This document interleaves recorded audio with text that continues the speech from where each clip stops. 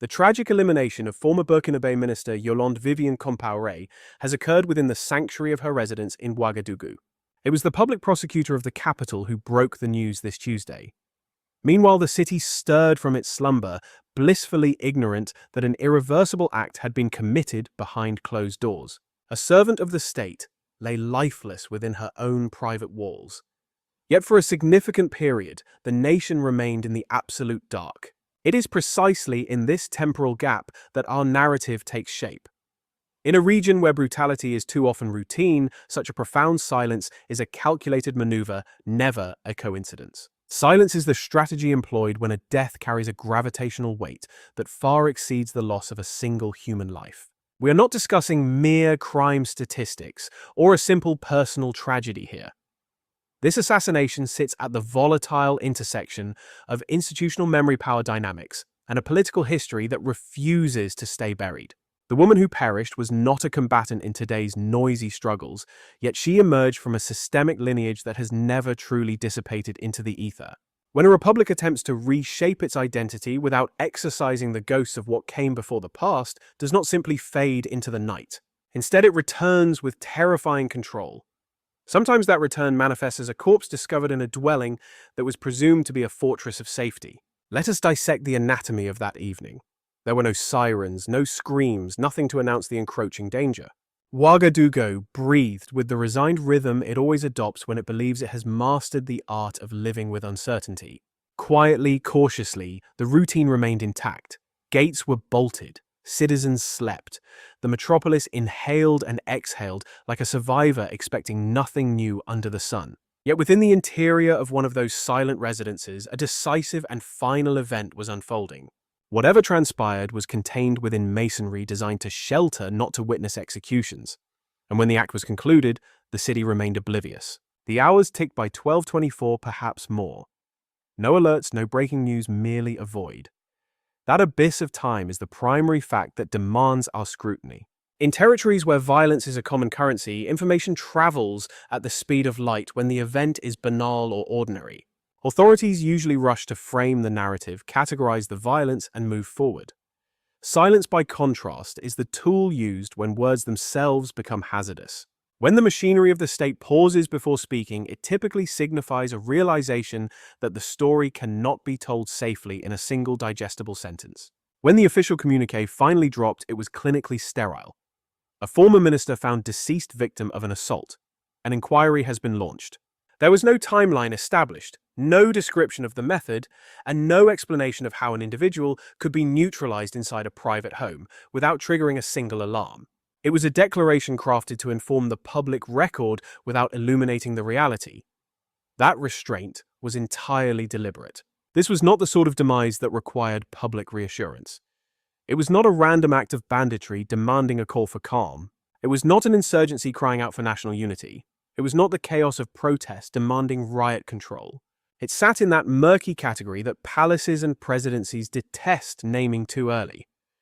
The kind of event that forces eyes to look upward at the elite rather than outward at the mob. Who knew she was there? Who possessed the access codes? Who had the cold confidence to act without spectacle? And why was there such a distinct lack of urgency to explain the circumstances? The scene itself offered no crumbs for the public because nothing was permitted to leak from that hermetically sealed environment. There were no clandestine photographs. No whispers from witnesses, no neighborhood panic, just a shuttered house, a confirmed body, and a heavy atmosphere. The official tone suggested that everyone involved understood this case possessed edges sharp enough to lacerate the wrong people if handled with incompetence. And here lies the most uncomfortable truth. The quiet was not manufactured to protect the population. It was manufactured to protect the narrative itself.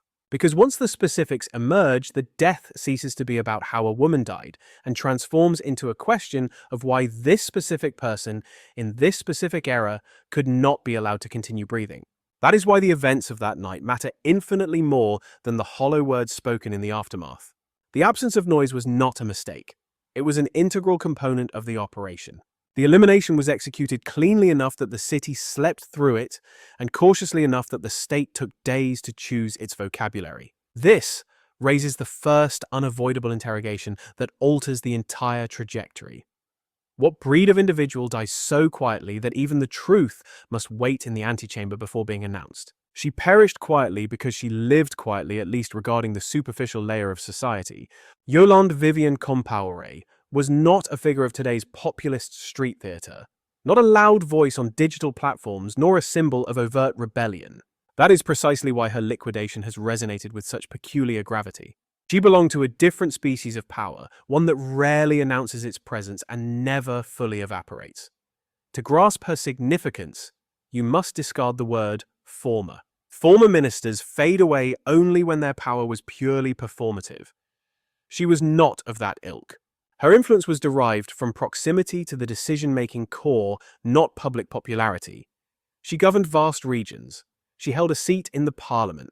She managed ministries that control the physical reality of the nation movement infrastructure, access the unglamorous arteries that keep the state alive. More critically, she chaired the Parliamentary Commission touching upon defense and foreign affairs, the precise locus where civilian authority brushes against military reality and international intrigue. That specific variety of role does not produce speeches that go viral on the internet. It produces leverage, it produces deep context, it produces memory. Operators like her know how policies were justified in the shadows, not merely how they were sold in the sunlight. They possess an intimate map of the decisions forged in the crucible of urgency, distinguishing hasty errors from mandates dictated by foreign shadows. They are the custodians of the unwritten ledgers, cognizant of where the bodies, metaphorical and otherwise, are interred, and which dossiers were incinerated before ink could touch paper. When a dynasty implodes with the violence of the 2014 insurrection in Ouagadougou, the boisterous titans are the first to be exiled or crushed. Yet the silent technocrats linger. They retreat into the shadows, diminishing their presence without ever truly evaporating from the scene. They transform into living repositories of a vanished epoch that was never properly dissected. For a long time, this dormancy appeared benign.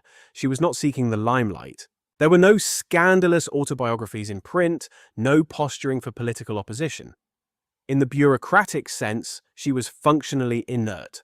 However, one must never conflate political dormancy with a lack of significance. In the delicate architecture of a fracturing state, one's value is often measured by the secrets one could unveil. If a curious inquisitor posed the precise, dangerous query, whilst the nation was content to leave the skeletons in the closet, figures of her stature could navigate the streets like phantoms seen yet ignored. But the moment the apparatus of statehood begins a metamorphosis, shifting from mere survival to a recalibration of absolute authority, these relics of the past cease to be footnotes. They become variables. And in the calculus of power, being a variable is a precarious existence. These lingering spectres generate instability merely by breathing, for they possess a contextual understanding that exceeds the requirements of the new order. Action is unnecessary, speech is superfluous. Their very muteness becomes deafening when a new regime attempts to paint a pristine mural over a chaotic canvas. To comprehend the brutal logic of her assassination, one must realize she was eliminated not for her deeds, but for the symbolism she carried. She was the living bridge connecting a deposed regime to a nascent order that is still debating how much of its own history it can afford to acknowledge. This brings us inevitably to an interrogation far more critical than the identity of the gunman. What tectonic shift occurred within the Burkina Faso landscape to render a dormant figure like her suddenly incompatible with life? The catalyst was certainly not a modification in Yolande Viviane KMP's conduct, nor a sudden thirst for visibility or power on her part. It was the republic itself that transformed. Burkina Faso crossed an invisible meridian where bearing the weight of history was no longer a neutral act. Following the upheaval of 2014, the disintegration of the ancien regime provided a seductive yet false sense of finality. The autocrat absconded, the populace declared triumph, and a fresh page was turned, yet this page was scribbled upon in haste under duress, lacking a proper audit of the legacy left behind. We witnessed tribunals certainly, but they were curated. Reforms were implemented, yet they remained asymmetrical. The machinery of government lurched forward without performing the necessary autopsy on its inheritance, leaving the past in a state of suspended animation rather than resolution. This history was essentially mothballed. For years, the containment held because the nation was preoccupied with the primal urge to survive amidst deteriorating security. As the insurgency metastasized and cabinets collapsed, the priority for successive juntas was territorial integrity, not the curation of historical archives. Within that chaotic milieu, the vestiges of the fallen administration were relegated to ambient noise recognized certainly, but hardly an imminent concern. But such a precarious equilibrium is ephemeral. Once the military apparatus began to solidify its grip, the existential logic of the state evolved beyond mere survival. Power demanded an architecture. Alliances required transparency, and legitimacy necessitated a coherent justification. To justify rule, one must craft a pristine narrative, yet the inconvenient truth is that living relics often possess memories that contradict the official story. This is the precise moment when dormant history transforms from a benign curiosity into a formidable blockade for the established powers. Suddenly, these retired technocrats are no longer irrelevant. They become reference points embodying the very questions the regime has refused to answer. They are dangerous not because they plot insurrection, but because they represent nuance. They remember exactly how the decisions of yesteryear were engineered. They recall which moral capitulations were standardized and can distinguish between foreign relations based on ideology and those based on cold, hard cash. Most perilously, they are witnesses to the speed at which ethical principles liquefy when those in power feel the walls closing in. Here, the political rationale turns frigid. One does not require an active conspiracy to designate an individual as a systemic risk. Mere existence suffices when the state is attempting to impose a retroactive clarity. The past, when unsealed, rarely asks for authorization to speak.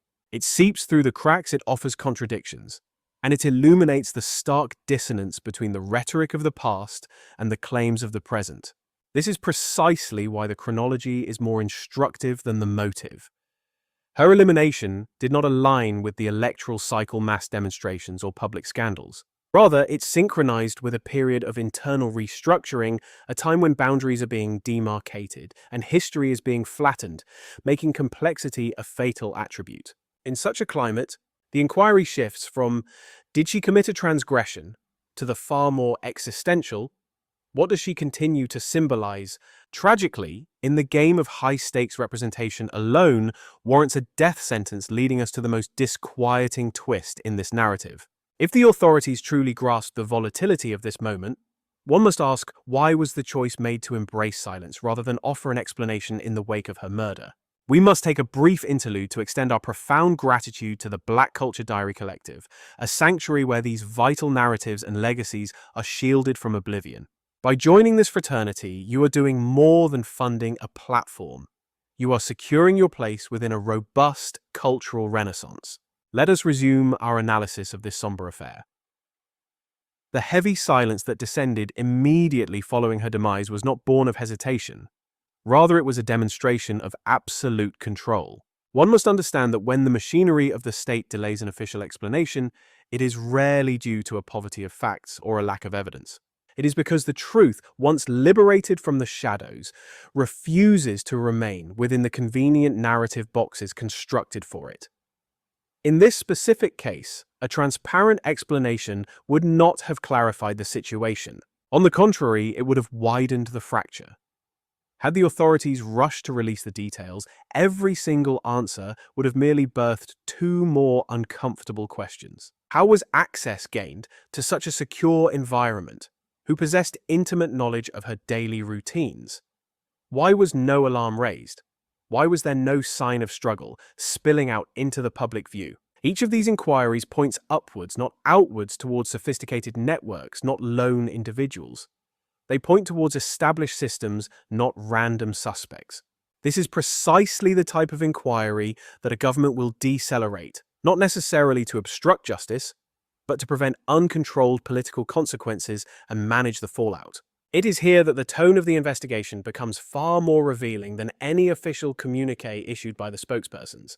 There was a distinct lack of emotional language, no urgency signaling a threat to the public, and no framing that suggested insurgency or instability, only a cold procedural calm.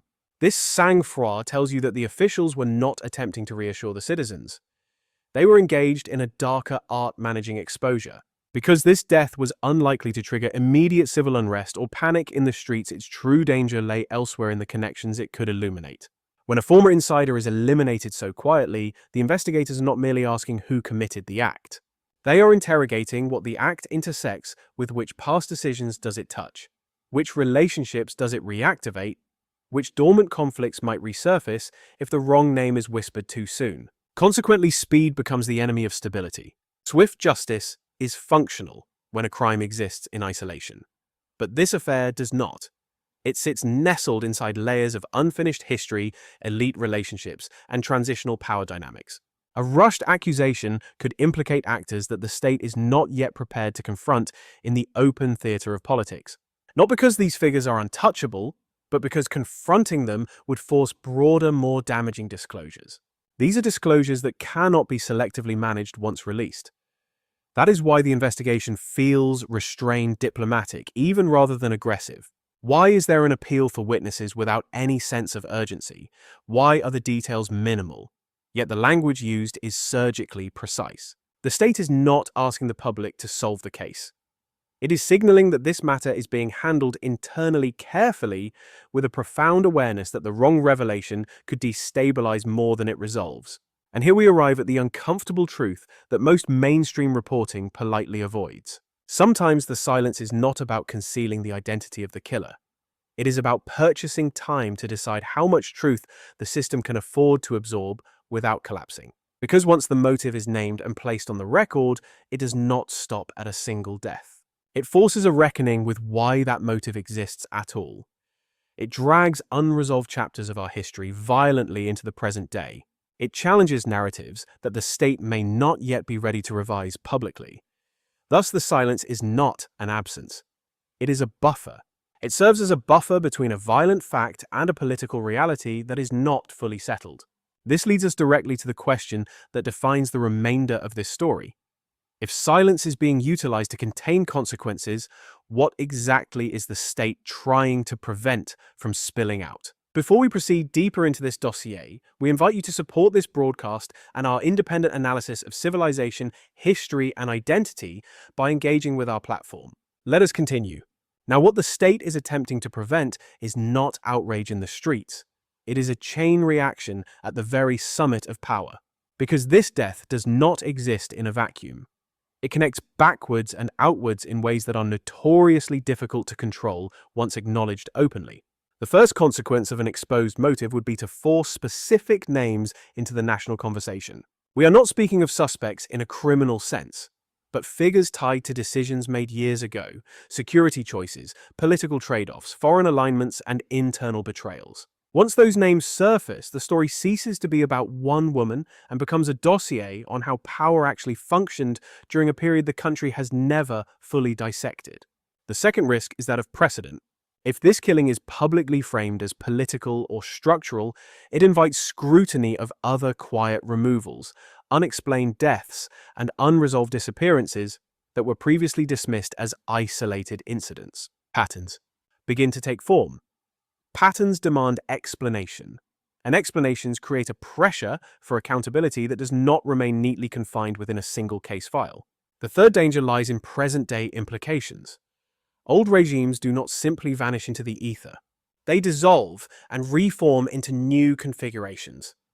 Some actors from the past remain influential under these new arrangements.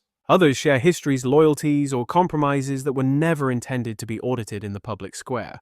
Acknowledging that this death is tied to unresolved power structures would force the state to confront whether those structures still exist and, more importantly, who benefits from them today. That is why silence is safer than clarity. Because clarity would raise a question no authority wishes to answer just yet. If this killing was intended to close a chapter, how many other chapters remain unfinished? This is precisely where the story becomes uncomfortable for everyone involved in this grand theatre. If the elimination of Yolande Viviane Compaoré was indeed necessitated by her symbolic embodiment of the Ancien Régime, the fault lies not with the individual, but with a structural apparatus that has failed to orchestrate its own definitive conclusion. Political machinations that fail to metabolize their pasts invariably resort to these silent, clandestine corrections, preferring the shadows to the harsh light of a public reckoning. The state, in its cold logic, comprehends this implicitly. Consequently, the ongoing inquiry resembles less a pursuit of a guilty party and more a delicate diplomatic negotiation with reality itself. Each fragment of information released to the public is meticulously calibrated, weighed not merely against the absolute truth, but against the potential gravity of its political consequences. This is not to suggest that justice is trivial, but rather to acknowledge a harsh dictate of governance justice when pursued without the bedrock of stability threatens to unravel the delicate tapestry of authority. This does not imply that the truth will remain forever buried. Rather, it suggests that the full picture will only be permitted to surface when it can be absorbed without shattering the myth that the current administration constructs about its own legitimacy. Such a realization illuminates precisely the sort of murky high-stakes environment in which this tragic demise took place. It was not a product of anarchy or chaotic lawlessness. On the contrary, it appears to have been a controlled, managed, and chillingly strategic operation. This leads us inevitably to the ultimate, most revelatory interrogation: if this assassination was designed to cauterize a wound and prevent a contagion of secrets, what occurs when that enforced silence inevitably fractures? When not, if that silence shatters, it will not be a gentle breaking. History teaches us that such ruptures are always violent. The pact of silence remains intact only for as long as every stakeholder within the shadowy circle of power agrees that it remains beneficial. The instant a single actor deviates, be it a witness, a disenchanted insider, a rival faction, or a revelation in a foreign tribunal, the death ceases to be a manageable incident and transforms into a torrent of resurfacing history. Here lies the inherent danger of these quiet removals. They may resolve an immediate tactical dilemma, but they invariably incubate a strategic crisis for the future. Nature abhors a vacuum, and when a political killing is left without a credible explanation, it aggressively invites wild interpretation. Speculation travels with a velocity that official narratives can never match, and should this dam of silence burst, the narrative will not simply rewind to the specific night of the tragedy. Instead, the inquiry will leap backward through the years, compelling the populace to question why specific dossiers have remained sealed since the upheaval of 2014.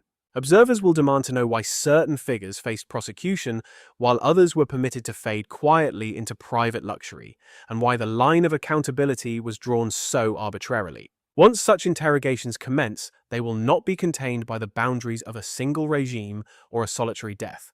The secondary effect is the rapid erosion of centralized control. Currently, the state attempts to curate the narrative through the strict rationing of detail, yet such prolonged restraint extracts a heavy toll.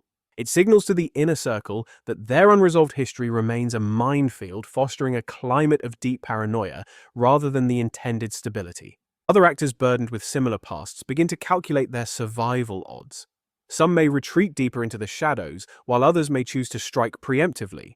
When such dynamics take hold, systems designed for quietude begin to generate deafening noise, leading to the third and perhaps most dangerous outcome: externalization.